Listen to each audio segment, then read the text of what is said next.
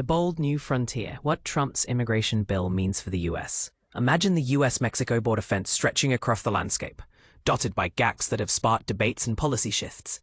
On January 20th, 2025, one part of that border in Susabe, Arizona, is notably incomplete. What does all this have to do with Trump's immigration policy? Well, it turns out Trump's sweeping tax and spending bill includes a substantial $46.5 billion earmarked for border wall projects. It's a historic investment aimed at bolstering immigration enforcement. But here's where it gets controversial.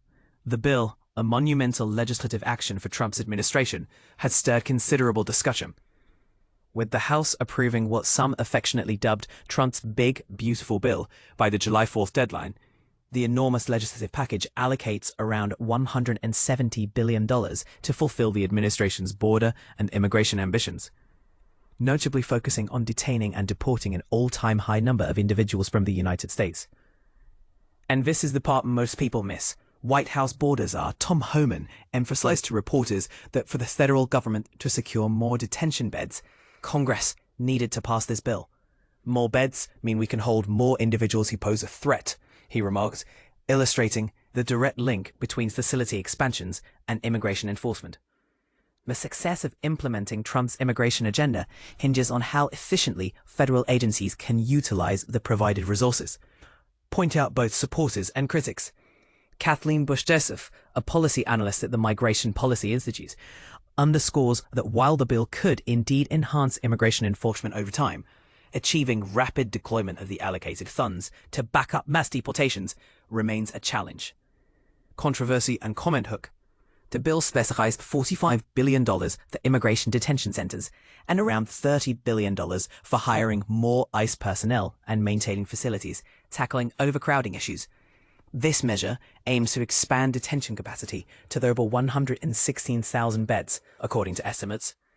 Some argue this will enhance conditions and reduce overcrowding, but others worry it could vastly broaden the use of detention itself. Once migrants are established as removable, they may face the prospect of being held in local jails, released awaiting their court hearings, or detained by ICE. Notably, Trump's administration has been working to phase out catch and release, which allows migrants to await hearings outside detention, but such a policy shift requires significantly more detention space. Controversy and comment hook. Bush-Joseph emphasizes that immigration detainees often struggle with communication, access to legal representation, and understanding their rights, a systemic concern in immigration detention facilities, but affects fair trial outcomes, building a secure border, or overextending resources. The bill's allocation for border security includes around $46.5 billion for completing Trump's proposed border wall, $5 billion for customs and border protection upgrades, and $10 billion for broader security operations.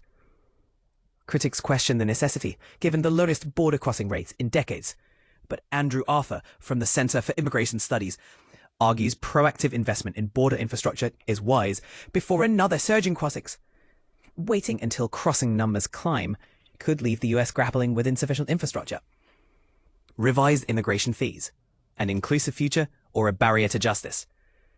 Changes to the bill included a significant amendment, reducing the minimum asylum application fee from $1,000 to $100. While this makes the process more financially accessible, critics like Heidi Altman highlight concerns about unaffordable price tags on due process for many immigrants. She warns that new or increased fees may become obstacles preventing individuals from effectively navigating the immigration court system. Impact on social safety nets, balancing public welfare and immigrant accessibility. The final bill continues to restrict access to health coverage under the Affordable Care Act marketplaces and Medicare for various lawfully present immigrants, laying limitations also on Medicaid put and the Children's Health Insurance Program. Arthur points out that the US already faces challenges supporting low-income citizens, and Gonzalez expresses particular concern about SNAP benefits constraints and food bank capacity to meet potential increased demand. Finally, the bill's modifications to the child tax credit adjust eligibility, making it more challenging for children with two undocumented parents to benefit, a significant change impacting the financial well-being of many US-born children. What's your take? Do you think these measures strike the right balance between national security and fair immigration processes? Share your thoughts in the comments below.